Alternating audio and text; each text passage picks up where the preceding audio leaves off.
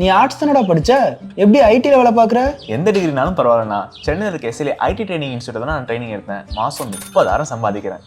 சூப்பர்டா. For IT training and placement, contact 88707 67784.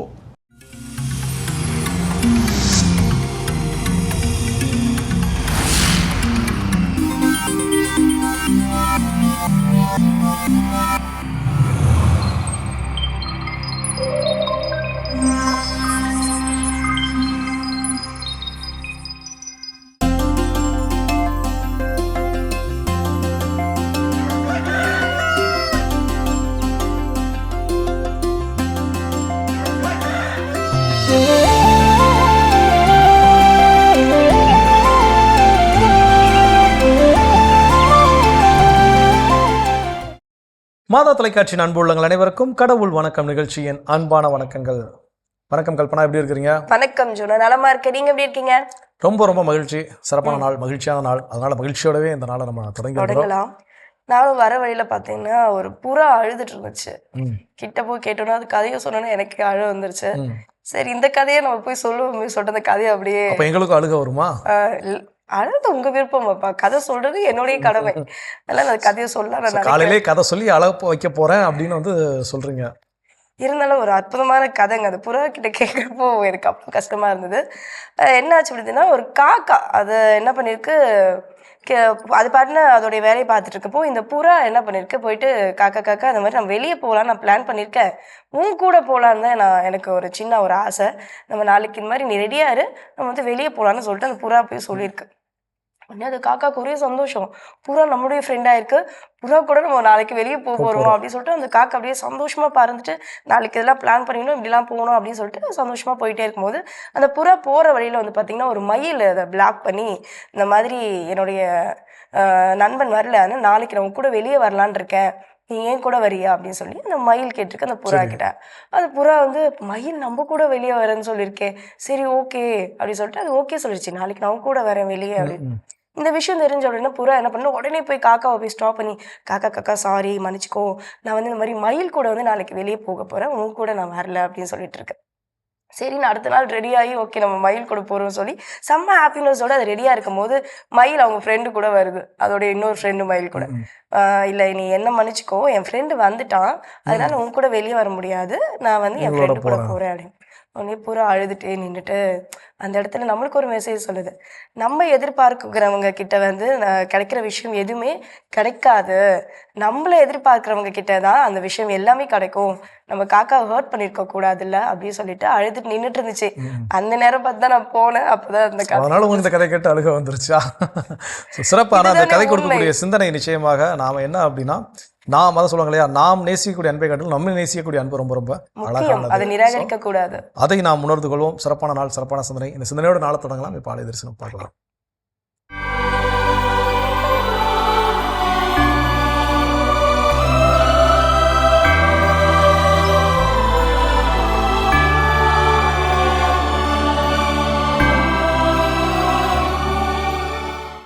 உறவு மலரும் புனித இடம் ஆலயம், உள்ளம் ஒன்று சேரும் இடம் ஆலயம், உறவு மலரும் புனித இடம் ஆலயம், உள்ளம் ஒன்று சேரும் இடம் ஆலயம், உணர்வு பெருகிட உயர்வு அடைந்திட உண்மை வழி செல்லும் வாழ்வும் ஆலயம்,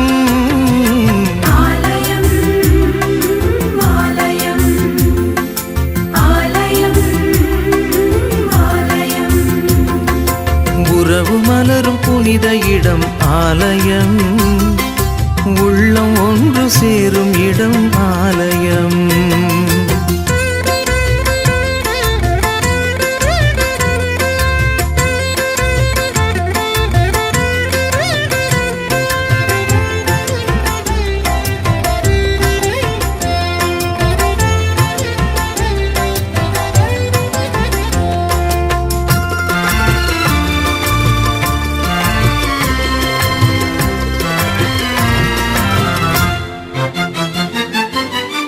இயற்கை காத்திடும் மாந்தர் வாழிடம்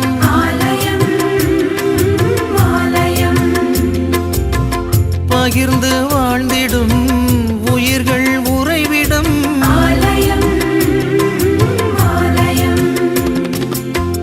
மனிதத்தை உயிரென மதித்திடும் உள்ளங்கள் மானுடர் வாழ்வுக்காய் தனை தரும் நெஞ்சங்கள் நம்பிக்கை செய்தி சொல்லும் நண்பர்கள் உண்மைக்காய் உயிரை இழக்கும் ஜீவன்கள் எல்லோரும் இறைவன் உறையும் ஆலயம் எல்லோரும் இறைவன் உறையும் ஆலயம் உறவு மலரும் புனித இடம் ஆலயம் உள்ளம் ஒன்று சேரும் இடம் ஆலயம்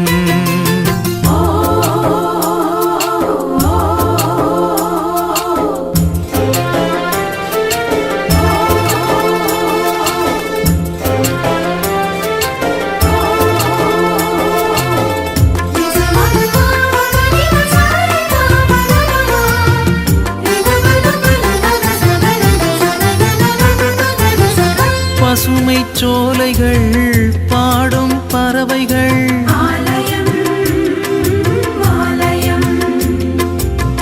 காற்றும் வானமும் கடலும் மலைகளும்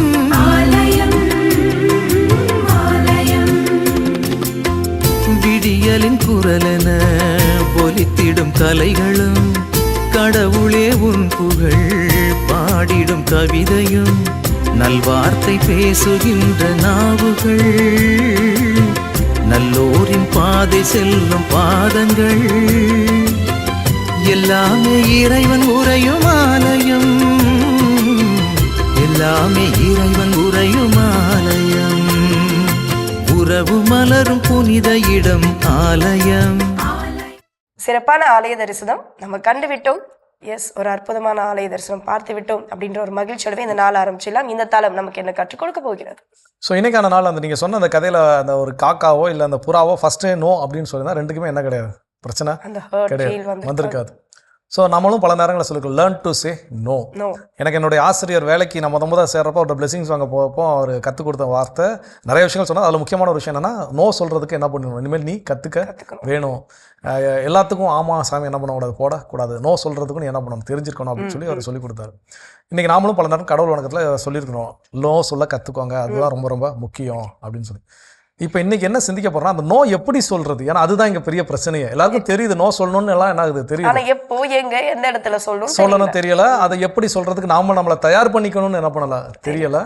ஸோ இப்போ அதுக்கான ஆலோசனைகள் இன்னைக்கு நம்ம எப்படியெல்லாம் நோ சொல்லலாம், அதுக்கு நாம என்ன எப்படிலாம் தயாராக இருக்கலாம், அதான் இன்னைக்கு தெரிஞ்சுக்க போறோம். அப்போ அதில் முதல் விஷயம் என்ன அப்படின்னா நோ சொல்றப்போ எப்பவுமே ஹார்ஷா என்ன பண்ணாதீங்க, சொல்லாதீங்க.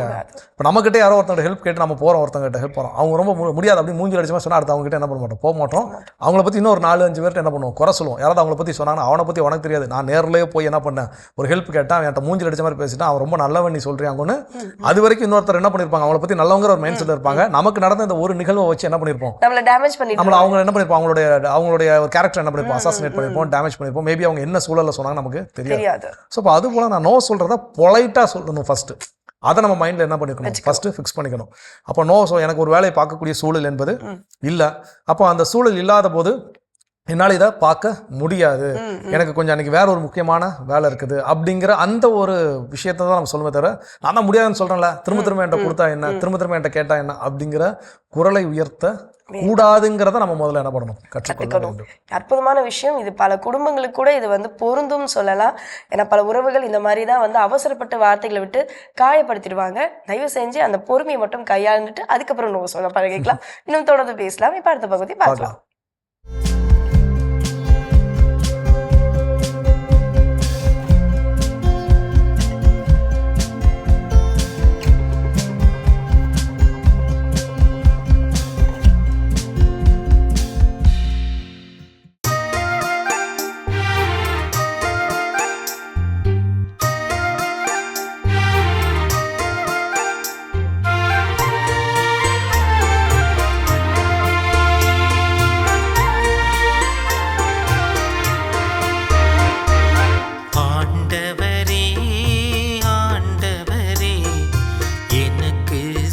சாய்த்து பதிலளியும் ஆண்டவரே, ஆண்டவரே எனக்கு செவி சாய் சாய்த்து பதிலளியும்.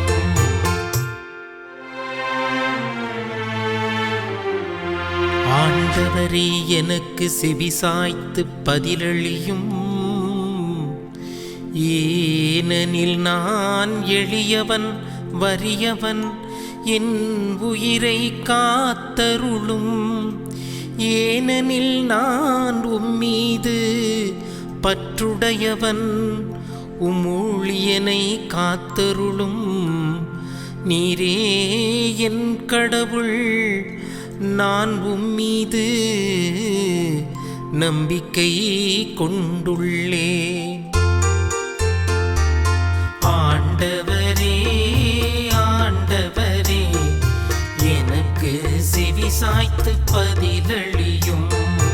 ஆண்டவரே ஆண்டவரே எனக்கு செவி சாய்த்து பதிலளியும்.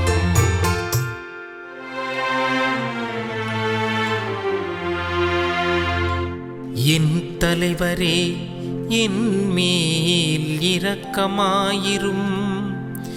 ஏனெனில் நாள் முழுவதும் உம்மை நோக்கி மன்றாடுகிறேன். அடியானின் மனதை மகிழச் செய்யும். என் தலைவரே, உம்மை நோக்கி என் உள்ளத்தை உயர்த்துகிறேன்.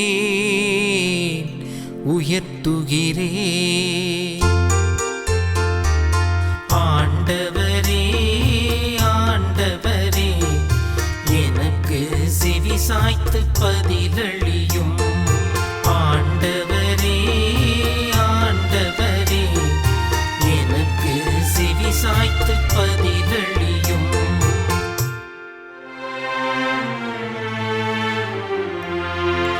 ஏனெனில் என் தலைவரே, நீர் நல்லவர் மன்னிப்பவர், உம்மை நோக்கி மன்றாடும் அனைவருக்கும் பேரன்பு காட்டுபவர். ஆண்டவரே, என் வேண்டுதலுக்கு செவிகொடும். உதவியை நாடும் என் குரலை கேட்டருளும்.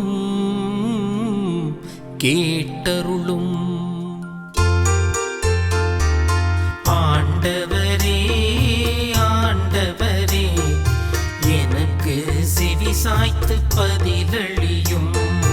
ஆண்டவரே ஆண்டவரே எனக்கு செவி சாய்த்து பதிலளியும்.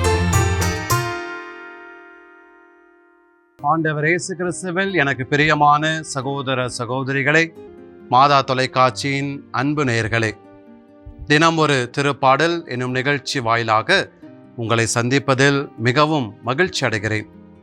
இன்றைய நாளிலே நாம் தாய் திரு அவையோடு இணைந்து இன்றைய நாளில் நாம் திருப்பாடல் 86 நாம் சிந்தித்து தியானிக்க இருக்கின்றோம், தியானித்து ஜெபிக்க இருக்கின்றோம்.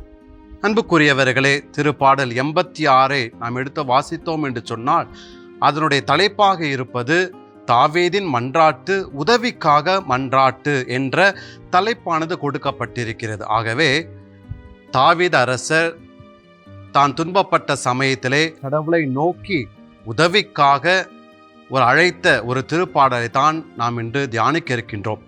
ஆகவே எந்த சூழ்நிலையில் தாவீது துன்ப வேளையில் இந்த திருப்பாடலை தியானித்தார் என்று நாம் இந்த நிகழ்வுதான் என்று சொல்ல முடியாது. ஏனென்று சொன்னால் இந்த திருப்பாடலானது தாவீது வாழ்க்கையில் நிகழ்ந்த அத்துணை துன்ப நேரத்திலும் அவருக்கு பதிலளித்த அல்லது கடவுளிடமிருந்து உதவி கொடுத்த ஒரு திருப்பாடலாக இருக்கின்றது. ஆகவே இன்றைய நாளிலே இந்த திருப்பாடலை உங்களோடு சேர்ந்து தியானிப்பதில் மிகவும் மகிழ்ச்சி அடைகின்றேன். அன்புக்குரியவர்களே, இந்த திருப்பாடலை நாம் முழுவதுமாக வாசித்தோம் என்று சொன்னால் ஏறக்குறைய 7 முறை எபிரேயத்தில் கடவுளுடைய பெயரை குறிப்பிடுகின்ற அதோனாய் என்ற வார்த்தையானது திரும்ப திரும்ப சொல்வதை நாம் பார்க்கின்றோம். அன்புக்குரியவர்களே, இந்த திருப்பாடலிலே தாவீது எதற்காக கடவுளை நோக்கி உதவியை மன்றாடினார் என்று பார்த்தோம் என்று சொன்னால் அந்த திருப்பாடலுடைய 13ஆம் வசனம் அழகாக சொல்லுகின்றது, 14வது வசனமும் அழகாக சொல்லுகின்றது. கடவுளே, தெருக்குற்றோர் எனக்கு எதிராய் எழுந்துள்ளனர், கொடியோர் கூட்டம் என் உயிரை பறிக்க பார்க்கின்றது என்று சொல்லி தன்னுடைய வாழ்வு, தன்னுடைய உயிருக்கே ஒரு பேராபத்தாய் ஒரு துன்ப நிலை இருக்கிறது. ஆகவே இந்த துன்ப நிலையிலிருந்து யார் என்னை காப்பாற்ற முடியும் என்று சொல்லி கடவுள் வழியாகத்தான், கடவுள் ஒருவர் தான் எனக்கு இந்த துன்ப நேரத்தில் காப்பாற்ற முடியும் என்று சொல்லி நம்பிக்கை நிறைந்த ஒரு மனிதனாக கடவுளை நோக்கி எழுப்பிய ஒரு திருப்பாடலை தான் இன்று நாளில் நாம் வாசித்து தியானித்து கொண்டிருக்கிறோம். இந்த திருப்பாடலுடைய முதல் வரியை பாருங்கள். ஆண்டவரே, எனக்கு செவி சாய்த்து பதில் அளியும். அன்புக்குரியவர்களே, நாம் மத்திய எழுதிய நற்செய்தியில் நாம் வாசிக்கின்றோம், ஆண்டவர் விண்ணகம்தான் அவரது அரியணை என்று. அந்த வகையிலே எவ்வாறு ஒரு கீழே இருக்கின்ற ஒரு மனிதரை நாம் குனிந்து பார்ப்பது போல தாவீது தான் ஆபத்தை சந்திக்கின்ற நேரத்தில், துன்பத்தை அனுபவிக்கின்ற நேரத்தில் கடவுளை நோக்கி குரல் எழுப்புகின்றார், கடவுளே எனக்கு செவிசாயும் என்று.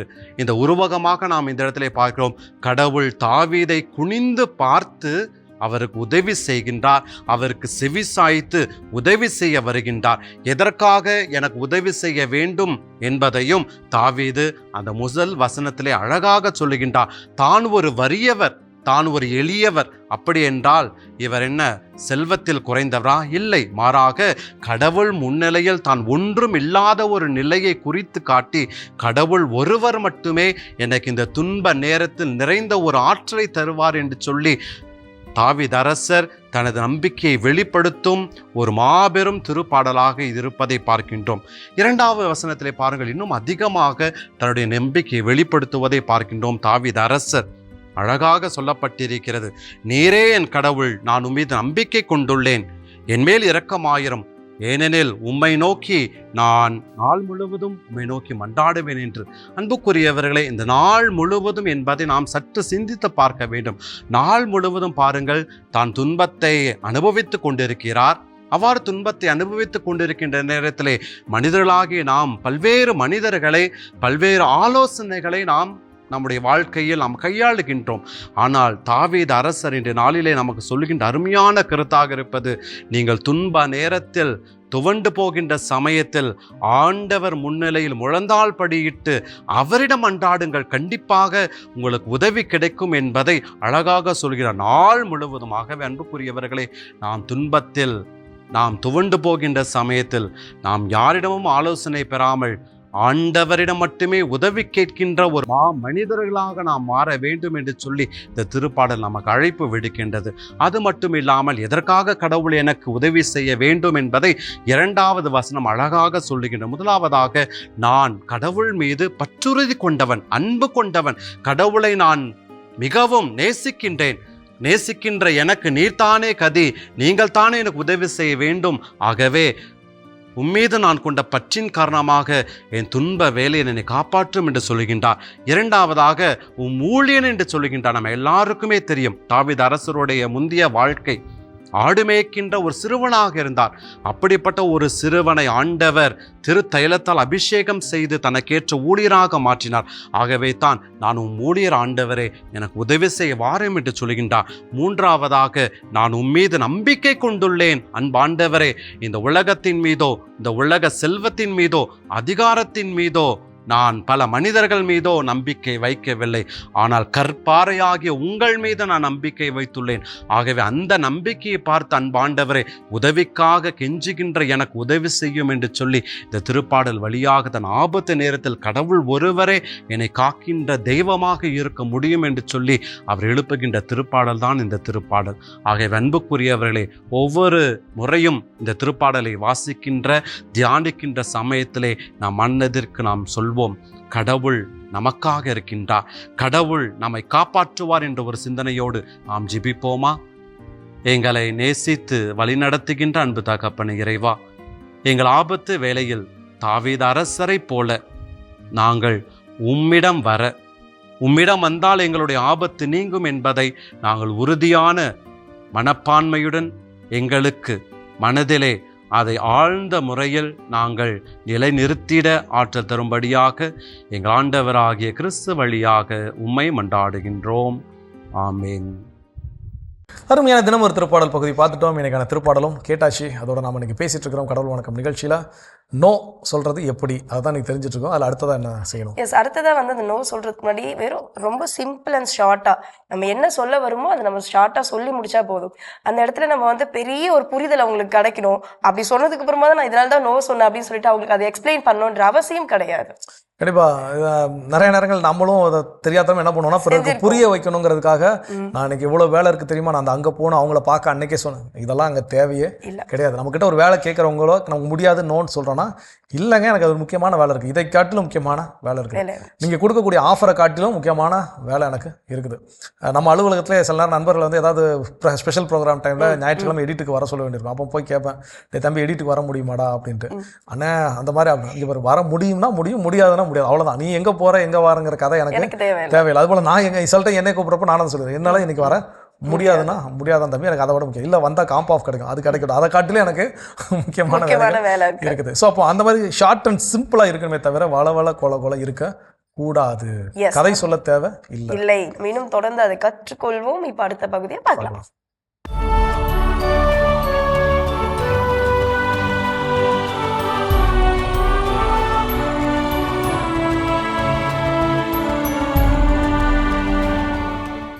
பிப்ரவரி 3 புனித பிளாசியூஸ். கிபி 3ஆம் நூற்றாண்டில் அர்மீனிய நாட்டில் செபாஸ்டே மறைமாவட்டத்தின் ஆயராக இறைப்பணிகளை செய்த பிளாசியூஸ் தன் எளிமையான வாழ்வினால் மக்களின் மனதில் நீங்கா இடம் பிடித்தார். அர்மீனிய பேரரசன் லிசினியஸினால் அந்நாட்டில் வாழ்ந்த கிறிஸ்தவர்கள் மிகுந்த துன்பத்திற்கு ஆட்பட அம்மக்களுக்கு ஆறுதல் அளித்த பிளாசியூஸ் அருகில் இருந்த வனப்பகுதிக்குள் சென்று ஆண்டவரை தியானித்து வாழ்ந்தார். குகையினில் தங்கி இறைவனை தியானித்து வாழ்ந்த இவரிடம் வனத்தில் இருந்த விலங்குகள் அன்போடு பழக பிளாசியூஸ் அனைத்து விலங்குகளையும் ஆசீர்வதித்து நோயுற்று இருந்த விலங்குகளை குணப்படுத்தினார். வனப்பகுதியில் வாழ்ந்த ஆயர் பிளாசியூஸ் வேட்டைக்காரர்களால் கைது செய்யப்பட்டு அரசரிடம் அழைத்து செல்லப்பட போகும் வழியில் தொண்டையில் மீன்முள் சிக்கி உயிருக்கு போராடிய சிறுவனை சுகப்படுத்தினார். கிபி 313ஆம் ஆண்டு பேரரசர் கான்ஸ்டன்டைன், பேரரசர் லிசினியூஸ் இருவரும் இணைந்து கிறிஸ்தவர்களை எந்த அரசரும் துன்புறுத்தக்கூடாது என்று அரசாணை பிறப்பிக்க இதனை மீறிய கப்பத்தோக்கியாவின் ஆளுநன் அக்ரிகோலாஸ் ஆயர் பிளாசியூஸினை கைது செய்து சிறையில் அடைத்தான். சிறையில் துன்புறுத்தப்பட்ட ஆயர் பிளாசியூஸ் சிலைகளுக்கு வணக்கம் செலுத்துமாறு பணிக்கப்பட இதனை கடுமையாக மறுத்த பிளாசியூஸ் ஆண்டவர் இயேசுவே உண்மையான கடவுள் என்று அறிக்கையிட்டார். சிறையில் சொல்லொன்னா துன்பங்களை அனுபவித்து வாழ்ந்த பிளாசியூஸ் கிபி 316ஆம் ஆண்டு ஆளுநன் அக்ரிகோலாசினால் தலை வெட்டப்பட்டு மறைசாட்சியாக உயிர் துறந்தார். ஆண்டவரை மறுதலிக்க மறுத்ததினால் சிறையில் சொல்லொன்னா துன்பங்களை அனுபவித்து வாழ்ந்த பிளாசியூஸினை திரு அவை புனிதராக உயர்த்தி தொண்டை மற்றும் கால்நடை மருத்துவர்களின் பாதுகாவலராக அறிவித்தது. புனித பிளாசியூஸ் திருவிழாவினை கொண்டாடுகின்ற நாம் தொண்டையில் பிரச்சனை உள்ளோருக்காகவும் அவர்களின் உடலினை இறைவன் தொட்டு ஆசீர்வதிக்க வேண்டும் என்றும் உருக்கமோடு ஜெபிப்போம். சிறப்பான இன்றைய புனிதர் பகுதி நம்ம பார்த்துட்டோம். அடுத்ததாக நம்ம எதற்காக நோ சொல்ல வேண்டும், அந்த நோவை நம்ம எப்படி சொல்ல கற்றுக்கொள்வது அப்படின்னு தான் பேசிட்டு இருக்கோம் இல்லையா? அடுத்ததாக எப்படி கற்றுக்கலாம்? கண்டிப்பா. எதற்காக அப்படின்னா நோ எப்படி சொல்றது, அது சொல்றதை நம்ம எப்படி பயன்படுத்தணும், நோ சொல்ல எப்படி தெரிஞ்சிருக்கணும். அப்போ அடுத்ததாக தெரிஞ்சுக்க வேண்டிய விஷயம் என்ன அப்படின்னா யூஸ் ஐ ஸ்டேட்மெண்ட். நான் அப்படின்னு நம்மளை முன்னிலைப்படுத்த வேண்டுமே தவிர மற்றவங்களை பிளேம் பண்றதோ இல்லை மற்றவங்க மேலே ரெஸ்பான்சிபிலிட்டி தூக்கி போறதோ இருக்க கூடாது. ஒரு வேலையை நம்மளை வர சொல்லியிருக்கிறாங்க, இல்லை அவர் சொன்னா நான் என்ன பண்றேன் செய்கிறேன், அவர் சொன்னார்னா நான் என்ன பண்ணுறேன் வந்து இந்த வேலையை செய்கிறேன். அப்போ என்னென்ன ரெஸ்பான்சிபிலிட்டி அடுத்தவங்க மேலே தூக்கி கொடுக்குறது. நாளைக்கு நமக்கு ஏதாவது ஒரு முரண் வர்றப்போ அன்றைக்கி நான் எங்கே வந்தேன் நீங்கள் சொல்ல போய் தான் வந்தேன் ஈஸியாக என்ன பண்ணிடலாம், அவங்க மேல பழியை தூக்கி போடலாம். ஸோ நம்ம பல நேரங்கள் என்ன பண்ணுறோம், இதை தான் செஞ்சுட்டு இருக்கோம். ஆனால் அதை செய்யக்கூடாது. நான் அன்றைக்கி அவைலபிள் இல்லை, நான் அன்றைக்கி வெளியே ஒரு இடத்துக்கு என்ன பண்ணுறேன் போகிறேன், அன்றைக்கி எங்கள் ஃபேமிலியில் ஒரு ஃபங்க்ஷன் இருக்குது, என்னால் வர முடியாது. அந்த ஐ ஸ்டேட்மெண்ட் நான் என்னை மையப்படுத்தி நான் ஏன் வரலங்கிற காரணத்தை தான் சொல்லணுமே தவிர நான் இவங்களால வரல, அவன் என்கிட்ட வரக்கூடாதுன்னு சொல்லியிருக்கான், அவங்க கூட வேலை சேர்ந்து செய்யக்கூடாதுன்னு என்ன பண்ணியிருக்கிறான் சொல்லியிருக்கிறான், அதனால நான் வந்து நோ சொல்லிட்டேன் அப்படிலாம் என்ன பண்ண வேண்டிய தேவை கிடையாது. மற்றவங்க மேலே பழியை தூக்கி போடாதீங்க, மற்றவங்க மேலே பொறுப்பை தூக்கி வீசாதீங்க. அந்த பொறுப்பையும் என்ன காரணமோ அதை உண்மையான காரணத்தை நாம என்ன எடுத்துக்கொள்ள வேண்டும். அப்படி நோ சொல்றது தான் ரொம்ப ரொம்ப முக்கியம்.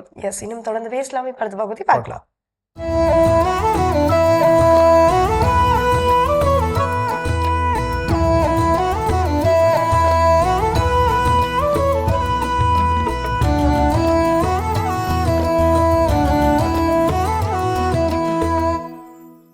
நள்ளிரவு நேரம் அது. ஊர்காவலர் தெரு தெருவாக காவல் வலம் வந்து கொண்டிருந்தார். முல்லாவின் வீட்டருகே வந்தபோது அதை கவனித்து விட்டார். யாரோ ஒருவர் முல்லா வீட்டு சன்னல் வழியாக உள்ளே உற்று நோக்குவதை கவனித்து விட்டார் அந்த காவல்காரர். ஊர்காவல்காரர் விடுவாரா? ஓடிப்போய் அவரை சிக்கன அமிக்கி பிடித்து யாரென்று பார்த்தார். அது வேறு யாருமல்ல, அதே வீட்டு முல்லாதான், முல்லாவே தான். என்ன முல்லா, உங்கள் வீட்டை நீங்களே ஏன் சன்னல் வழியாக பார்க்கிறீர்கள்? அதுவும் இந்த நள்ளிரவிலே. உங்கள் மனைவி உங்களை வீட்டை விட்டு வெளியே தள்ளிவிட்டு பூட்டி விட்டாளா? கவனிப்பதை நிறுத்தாமல் முணுமுணுத்தார் முல்லா. நான் ஒன்றும் சும்மா பார்க்கவில்லை, வேவு பார்த்து கொண்டிருக்கிறேன். சாதாரண வேவு அல்ல, ஆராய்ச்சி வேவு. என்ன ஆராய்ச்சி வேவா?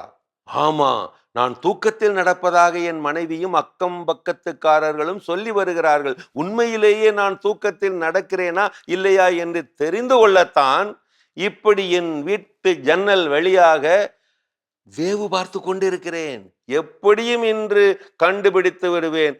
வேறு ஒன்றும் இங்கே ஆபத்தில்லை, நீங்கள் போகலாம் சொல்லிவிட்டு தனது ஆராய்ச்சியை தொடர்ந்தாரா முல்லா. விடிய விடிய தூக்கத்தில் நடப்பவர் தூக்கத்தில் நடப்பதை உணர்வாரோ? தூக்கத்தில் நடப்பது உடலின் பிழை. விழித்திருந்தும் மனதால் தூங்குவது உயிரின் பிழை. தூக்கத்தில் நடந்தால் சுவரோடு மோதுவாய், அகங்காரத்தில் நடந்தால் உண்மையோடு மோதுவாய். பகலில் தூக்கம் வந்தால் உடம்பு பலவீனம்னு அர்த்தம், இரவில் தூக்கம் வரலைன்னா மனசு பலவீனம்னு அர்த்தம். சில பிரச்சனைகளுக்கு தற்காலிக தீர்வு தூக்கம், பல பிரச்சனைகளுக்கு நிரந்தர தீர்வு மௌனம். விழித்திருக்கும் வேளையில் தூங்க வேண்டும் என நீ ஆசைப்பட்டால் தூங்க வேண்டிய நேரத்தில் விழித்திருக்க வேண்டியிருக்கும் நட்பே எச்சரிக்கை. இரவு எல்லாருக்கும் கிடைக்கிறது, இந்த தூக்கம்தான் எல்லாருக்கும் கிடைக்கிறதில்லை. தூக்கம் அதிகமானால் தூக்கம் ஏது? தூக்கம் இல்லை என்றால் உடல் நலம் ஏது? உடல் நலம் இல்லை என்றால் மனநலம் ஏது? மனநலம் இல்லை என்றால் உளநலம் ஏது? உளநலம் இல்லை என்றால் மகிழ்ச்சி ஏது? மகிழ்ச்சி இல்லை என்றால் வசந்தம் ஏது? வசந்தம் இல்லை என்றால் வாழ்க்கை ஏது? என் துக்கத்தை துரத்தி தூக்கத்தின் மூலப்பொருளாய் நீயே வந்துவிடு இறைவா. இப்படித்தானே ஜெபம் அமைய வேண்டும். சாப்பிட தோன்றாது, தூக்கம் வராது, யாரிடமும் பேச பிடிக்காது, எப்போதும் அதை பற்றிய சிந்தனை மட்டுமே. இளைய சமுதாயமே, இந்த நிலை காதலித்தால் மட்டுமல்ல, கடன் வாங்கினாலும் வரும். பெண்களின் நீண்ட நேர நிம்மதி தூக்கத்திற்கு பெயர் பெற்ற ஒரே இடம் தாய் வீடு. அந்த தாய் வீட்டிற்கு வேறெங்கும் கிளைகள் கிடையாது. சிறப்பு அருமையான கதைகள் ஆயிரம் பகுதி பார்த்துட்டோம். இன்னைக்கான கதையும் சிந்தனையும் கேட்டாச்சு. அதோட நாம இன்னைக்கு பேசிட்டு இருக்கிறோம். நோ சொல்லணும், அந்த நோவை கான்ஃபிடென்ட்டாக சொல்லணும். அது எப்படி சொல்றது அப்படிங்கிறத இன்னைக்கு பேசிட்டு இருக்கிறோம். அதில் அடுத்ததான் என்ன சொல்றாங்க? எஸ், இப்போ இது எப்படி சொல்றதா அப்படின்னு சொல்லிட்டு நம்ம ஒரு விஷயம் சொல்லிடுவோம். இந்த மாதிரி நம்ம வரோம் அப்படின்னு சொல்லிட்டு கமிட் பண்ணியிருப்போம். அந்த இடத்துல நம்மளால வர முடியாத ஒரு சூழ்நிலை வந்திருக்கோம் இல்லையா? அப்போ அந்த டைம்ல வெரி சாரி, ரொம்ப சாரி, நம்ம மன்னிச்சுக்கோ அப்படின்னு சொல்லிட்டு நம்ம அப்படியே அதை பெருசா எக்ஸ்பெண்ட் பண்ண வேண்டிய அவசியம் கிடையாது. அதை ஃபர்ஸ்டே வர முடியல, அவ்வளவுதான் அப்படின்னு சொல்றது சிம்பிள், முடிஞ்சு போச்சு. என்னால வர முடியல, அவ்வளவுதான், பாத்துக்கலாம் நெக்ஸ்ட் டைம். கண்டிப்பா அதை வர முடியலங்கிறதுக்காக காரணம் ஓகே இருந்துட்டு போட்டோம். ஆனா நீங்க சொன்ன மாதிரி நம்ம பல நாள் என்ன பண்றோம், ஐயோ ப்ளீஸ்ங்க ஐயோ நான் நெக்ஸ்ட் டைம்ல கரெக்டா என்ன பாலை பண்ணுவேன் விடாத குறையெல்லாம் வந்துடுறாங்க. அந்த மாதிரி எக்ஸசிவா எக்ஸ்பிரஸ் பண்ண வேண்டிய தேவை கிடையாது. கிடையாது. அது என்னன்னா நம்மளுடைய தரத்தை நாமே குறைத்துக் கொள்வதற்கு சமம். ஐயோ எனக்கு வரணும்னு ரொம்ப ரொம்ப ஆசைங்க, ஆனா என்னால இந்த டைம் ஏன் பொய் சொல்றீங்க, டைலாக்கும் தேவை. இது வந்து பொய். நமக்கே தெரியுது பச்சையா என்ன பண்றோம், பொய் சொல்றோம். ஒருவேளை வரணும்னு ரொம்ப ரொம்ப ஆசை இருந்துச்சுன்னா நம்ம அங்கதான் என்ன பண்ணிருப்போம், இருந்திருப்போம். ப்ரையாரிட்டி லிஸ்ட்னு ஒன்று இருக்குது. அந்த ப்ரையாரிட்டில 1 2 3 தூக்கி நான் 1ல என்ன பண்ண முடியாது, பிளேஸ் பண்ண முடியாது. அந்த 1க்குரிய இடம் என்னன்னு எனக்கு நல்லாவே தெரியும். அந்த 1 தான் நான் என்ன பண்ணுவேன், விரும்புவேன். ஆனா சொல்றது என்ன பண்ணுவேன், இது என் ப்ரையாரிட்டி லிஸ்ட்ல 3 இருக்கும் இல்ல 4 இருக்கும். ஐயோ எனக்கு இங்க வரணும்னு தாங்க ஆசை, ஆனா அங்க என்ன பண்ணிட்டேங்க, முதல்ல சொல்லிட்டேங்க.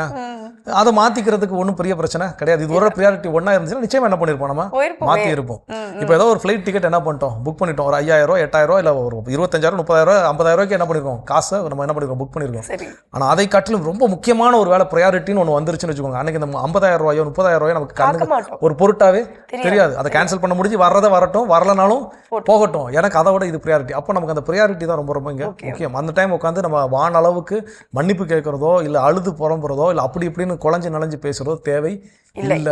நோங்கிறத முன்னக்கட்டியே சொல்ல அப்படி கற்றுக்கொள்ள வேண்டும். கண்டிப்பா கற்றுக்கொள்வோம். தொடர்ந்து பேசுவோம். இப்ப அடுத்த பகுதி பார்க்கலாம்.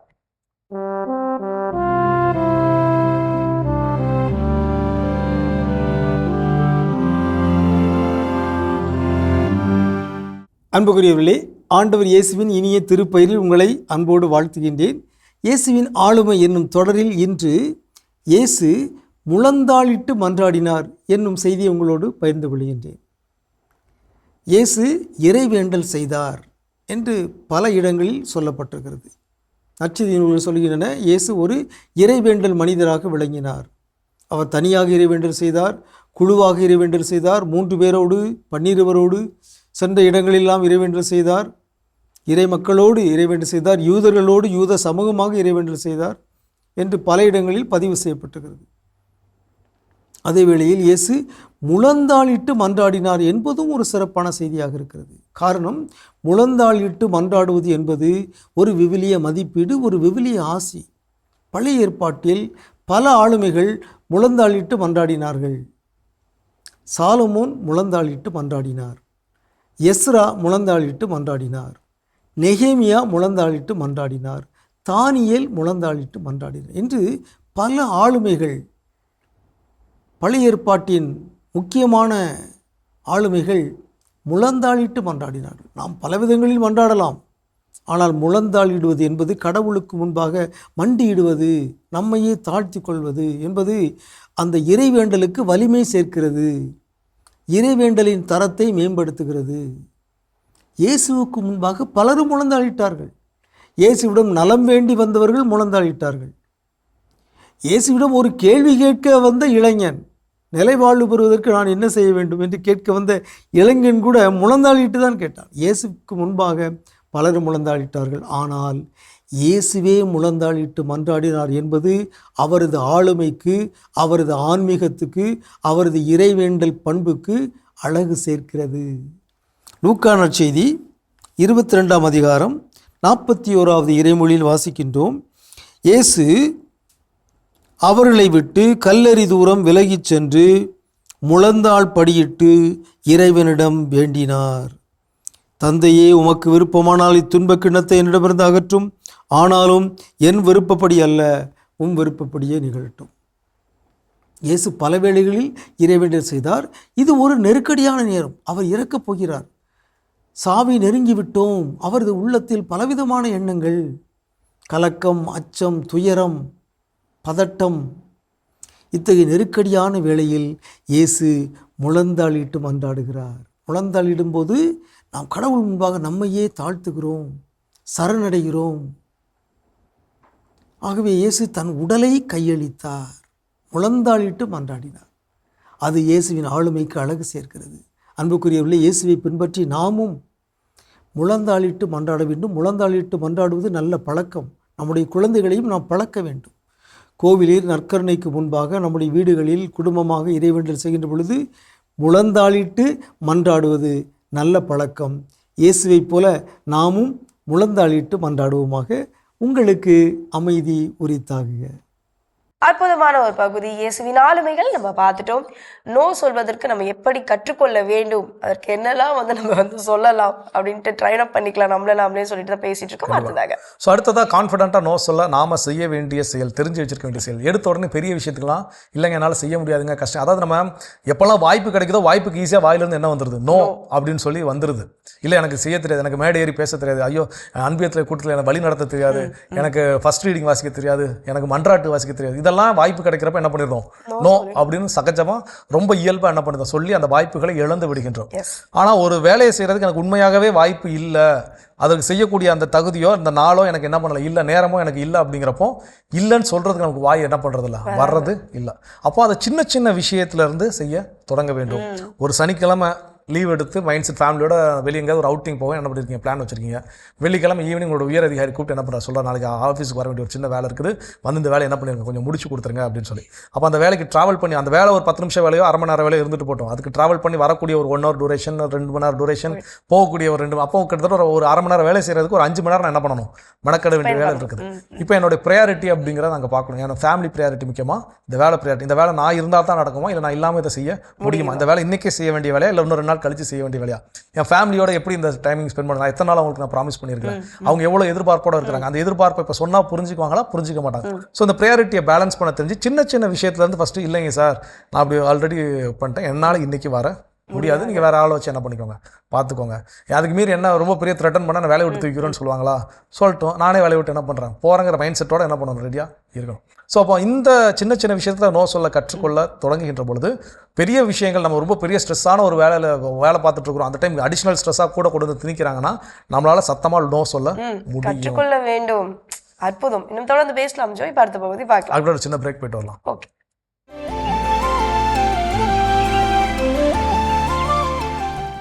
நிகழ்ச்சிகள் உங்களை மீண்டும் அன்புடன் வரவேற்கின்றோம். நீங்கள் பார்த்து கொண்டிருப்பது மாதா தொலைக்காட்சியின் கடவுள் வணக்கம். ஸோ சிறப்பான நாள், மகிழ்ச்சியான நாளில் பேசிட்டு இருக்கிறோம். நோ சொல்கிறது ரொம்ப ரொம்ப முக்கியம். அந்த நோவை எப்படி கான்ஃபிடென்ட்டாக சொல்கிறது, அதுக்கு நாம் செய்ய வேண்டிய செயல்களில் அடுத்ததாக என்ன, ஃபர்ஸ்ட் நம்ம எல்லாத்துக்குமே ஆமா ஆமா அப்படின்னு சொல்ற ஒரு கேரக்டர் இருக்கும் பார்த்தீங்களா, அந்த ஆமா ஆமா அப்படின்னு சொல்றத ஃபர்ஸ்ட் ஸ்டாப் பண்ணிட்டு கொஞ்சம் அதுக்கு பாஸ் விட்டுட்டு அதுக்கப்புறமா இது ஓகே நம்மளால செய்ய முடியுமா முடியாதுன்னா அதுக்கு நோ சொல்வதும், முடியும்னா ஓகே அதுக்கு எஸ் சொல்வதும். ஸோ அந்த பாஸ் அப்படின்றது ரொம்ப முக்கியம். இதை நம்ம செஞ்சாதான், இதை நம்ம கத்துக்கிட்டாதான் நோ எப்படி சொல்வது அப்படின்றத நம்ம கத்துப்போம். ஏன்னா அதை யோசிக்காமலே பல நாள் சரிங்க செஞ்சிருந்தாங்க, சரிங்க வந்துடுறாங்க அப்படின்னு வார்த்தையில் என்ன பண்ணிடுவோம், கொடுத்துருவோம். ஒருவேளை உங்களுக்கு வேலையே இல்லை, ஒரு புதுசாக ஒரு வேலை வருது, இல்லை நீங்கள் அந்த நாளில் ரொம்ப ஃப்ரீயாக இருக்கிறீங்க, ஒரு இன்விடேஷன் ஒன்று கொடுக்குறாங்க, இந்த மாதிரி ஃபங்க்ஷனுக்கு இங்கே வரணும்னு சொல்லி அழைப்பு கொடுக்குறாங்க, உடனே வரேன்னு சொல்கிறதுக்கு பதிலாக ஈவன் நீங்கள் ஃப்ரீயாக இருந்தாலுமே அந்த நேரத்தில் ஒரு பாஸ் விட்டு, ஆமாம் அந்த நாள் எனக்கு ஃப்ரீயாக தான் இருக்குது, அந்த ஃபங்க்ஷனுக்கு போக வாய்ப்பு இருக்குது, ஓகே டன், வேறு எதுவும் வேலை எனக்கு இல்லை, வேறு யாரும் நம்மக்கிட்ட என்ன பண்ண மாட்டாங்க, அடிஷனல் வேலையை கொடுக்க மாட்டாங்க, இதெல்லாம் கொஞ்சம் ஒரு செகண்ட் யோசித்துட்டு ஓகேங்க வாரங்க அப்படின்னு சொல்லி பயிற்சி எடுத்தோமே ஆனால் நாளைக்கு இதே மாதிரி இன்னொரு சூழல் வருகின்ற பொழுது நம்மளும் திரும்ப யோசிப்போம், ஓகே வரலான்னு சொல்லிடலாம், பட் யோசிக்க என்னென்ன வேலை, அப்போ தான் நமக்கு ஞாபகம் வரும், ஏதாவது மறந்து போன வேலைகள் திரும்ப என்ன பண்ணுவோம் மைண்டுக்கு வரும், ஐயோ அன்றைக்கி தேதியில் இந்த வேலை இருக்குது, இதை முடிச்சு கொடுக்க வேண்டிய ஒரு டெட்லைன் இருக்குது, அப்போ இந்த வேலையை அடிஷனல் நம்ம எடுத்தோம்னா செய்ய முடியாது, அப்போ நம்ம நோ சொல்லணும் அப்படின்னு அப்போ தான் மூளை என்ன பண்ணும், வேலை செய்யும். அதனால் எடுத்த உடனே ஆமாம் சரி பண்ணுறேன் அப்படின்னு சொல்லக்கூடிய வார்த்தைகளை ஸ்டாப் பண்ணிட்டு பாஸ் பண்ணி ரியாக்ட் பண்ண கற்றுக்கொள்ள வேண்டும். கற்றுக்கொள்வோம். தொடர்ந்து பேசுவோம். இப்போ அடுத்த பகுதி பார்க்கலாம்.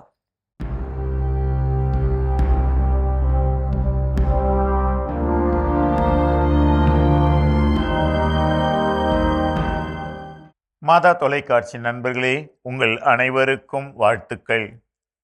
கடவுளுடைய படைப்பிலே ஒரு பொதுவான விதி வளர்ச்சி. அது மரம் செடி கொடிகளாக இருந்தாலும் விலங்குகளாக இருந்தாலும் எல்லாமே வளருகின்றன. அதே போல மனித வாழ்வுக்கும் மிக தேவையானது வளர்ச்சி.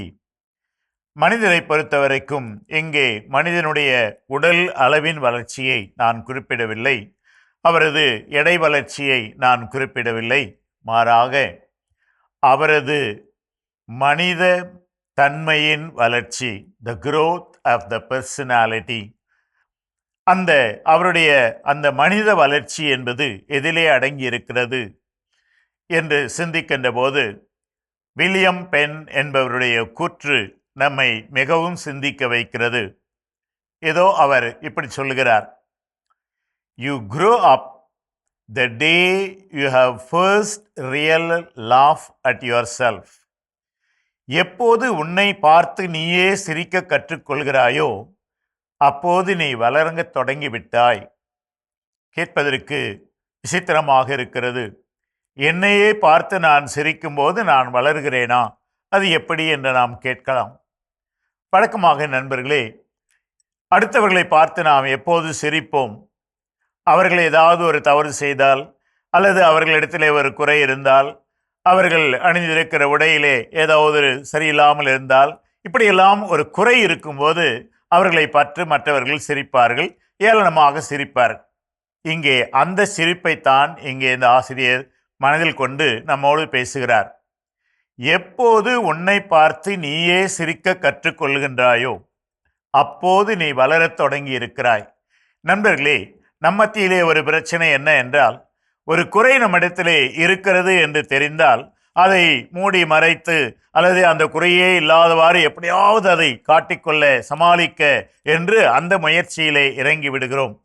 அதுக்கு பதிலாக என்னிடத்திலே ஒரு குறை இருக்கிறது என்று பார்த்து, எனக்கும் எப்படி குறை இருக்கிறது என்று என்னை பற்றி நானே சிரிக்க கற்றுக்கொண்டால், எப்போது அந்த சிரிப்பு வரும்? என் குறையை நான் ஏற்றுக்கொள்ளும் போது, அதை பற்றி நாம் வருத்தப்படாமல் இதுதான் நான் என்று ஏற்றுக்கொள்ளுகின்ற போது என் மேலே எனக்கு சிரிப்பு வரும். அதைத்தான் இங்கே இந்த ஆசிரியர் கொடுப்பிருக்கிறார். எப்போது உன்னை பார்த்து நீயே சிரிக்க கற்றுக்கொள்ளுகின்றாயோ அப்போது நீ வளரத் தொடங்குகிறாய். அங்கே வளர்ச்சிக்கு எப்படி இடம் வருகிறது? என்னிடத்திலே இப்படி ஒரு குறை இருக்கிறது என்று நான் கண்டு அதை சிரிக்க கற்றுக்கொள்ளும் போது அந்த குறையை திருத்துவதற்கான, மாற்றுவதற்கான முயற்சியிலே நான் ஈடுபடுகிறேன். எனவே என்னுடைய ஆளுமை வளர்ச்சி அங்கே வருகிறது. நண்பர்களே, எப்போது உன்னை பார்த்து நீயே சிரிக்க கற்றுக்கொண்டாயோ அப்போது நீ வளரத் தொடங்கியிருக்கிறாய் என்பதை உணர்ந்து மகிழ்ச்சியோடு வாழ உங்களை அன்போடு வாழ்த்துகிறேன். சிறப்பான ஆன்றோர் வாக்கு பகுதி நம்ம பார்த்துட்டோம் ஜோ.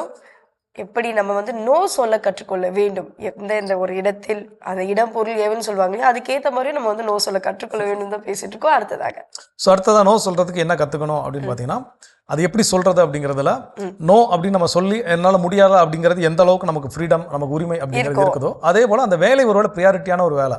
நான் என் ஃபேமிலிக்கு கொடுத்த ஒரு கமிட்மெண்ட், ஃபேமிலியோட டூர் போக எல்லாரும் ரெடி பண்ணியாச்சு. அந்த நேரம் திடீர்னு ஆஃபீஸில் மிகப்பெரிய ஒரு பிரச்சனை, அந்த பிரச்சனையை நம்ம இருந்து தான் சரி செய்ய முடியும்.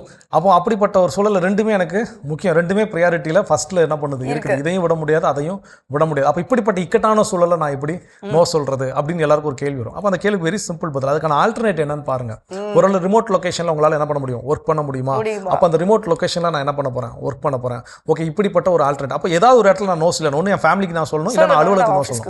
அப்போ நான் ஆஃபீஸ்க்கு நான் நோ சொல்கிறேன்னா, ஓகே எனக்கு ஃபேமிலியோட இந்த கமிட்மெண்ட் இருக்குது, நான் தான் அதை முன்னாடி இருந்து கூட்டு போகணும், எல்லாரும் ரெடியாக இருக்கிறாங்க, எனக்காக வெயிட்டிங், என்னால் இந்த இருந்து அங்கே போக முடியாது. அதனால நான் என்ன பண்ணுறேன், என் ஃபேமிலியோட நான் போகிறேன், இந்த வேலையை ரிமோட் லொகேஷனில் நான் என்ன பண்ணுறேன், முடிக்கிறேன். இல்லை இதுக்கு என் வேலையை இதை செய்கிறது இவங்கள வச்சு நான் என்ன பண்ணுறேன், அந்த வேலையை நான் முடிச்சிட்டேன். ஸோ அப்போ உங்கள் வேலையும் உங்களுக்கு என்ன ஆகாது, பாதிக்காது, என் வேலையும் எனக்கு என்ன ஆகாது, பாதிக்காது. அந்த ஆல்டர்னேட்டிவ் வேஸ் அப்படி நோ சொல்ல கற்றுக்கொள்ளணும். ஒருவேளை ஃபேமிலி கிட்ட நோ சொல்ல வேண்டியது இருக்குதா, இல்லை ஆஃபீஸில் இவ்வளோ ஒரு சிக்கலான சுச்சுவேஷன்ஸ் நாங்கள் இருந்தே முடிக்க வேண்டிய ஒரு சூழல், நான் இருந்தால் தான் அந்த வேலை என்ன பண்ணும் நடக்கும். வேறு யாருக்கும் அந்த வேலையை செய்கிறதுக்கு தெரியாது, எனக்கு தான் அதுக்கு என்ன பண்ணியிருக்காங்க, ட்ரைனிங் கொடுத்துருக்காங்க. ஸோ அப்போ நீங்கள் என்ன பண்ணுங்கள், முன்னாடி போங்க, நான் அந்த வேலையை முடிச்சுட்டு பின்னாடி உங்களோட ஜாயின் பண்ணிக்கிறேன். ஸோ இந்த மாதிரியான ஆல்டர்னேட் வேஸும் நாம் கற்றுக்கொள்வது ரொம்ப ரொம்ப முக்கியம் நோ சொல்றதுக்கு. கண்டிப்பா ஜோ, இன்னும் தொடர்ந்து இதை பற்றி தெரிஞ்சு பூமி படுத்த பகுதி பார்க்கலாம்.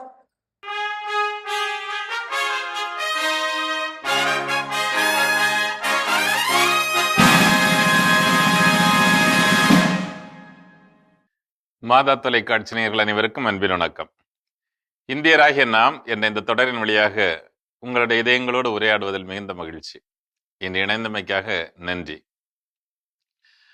நாம் இப்போது இந்த நாட்டின் குடிமக்களில் ஒரு பிரிவினருக்கு சிறப்பு சட்டங்களை இயற்றுவது பற்றி, அதற்காக தகுதியுடையோர் யார் என்பதை நாம் இன்று பார்க்க இருக்கிறோம்.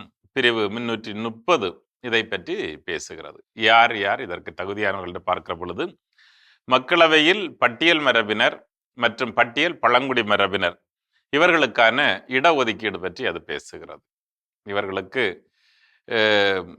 பாராளுமன்றத்திலும் சட்டமன்றங்களிலும் இவர்களுக்கான இடஒதுக்கீடை பற்றி நாம் பொதுவாக பார்க்க இருக்கிறோம். ஆனால் இன்று மக்களவையில் இவர்களுக்கான இடஒதுக்கீடு பற்றி நாம் பார்க்க இருக்கிறோம். இதில் குறிப்பாக முதலில் இடம் பிடிப்பவர்கள் பட்டியல் மரபினர், அப்படி என்றால் தாழ்த்தப்பட்ட, மற்ற வார்த்தைகள் சொல்லணும் தாழ்த்தப்பட்ட மக்கள். இரண்டாவதாக அஸ்ஸாமில் தன்னாட்சி பெற்ற பகுதியில் இருக்கின்ற மலைவாழ் மக்கள், பழங்குடி மலைவாழ் மரபினர்.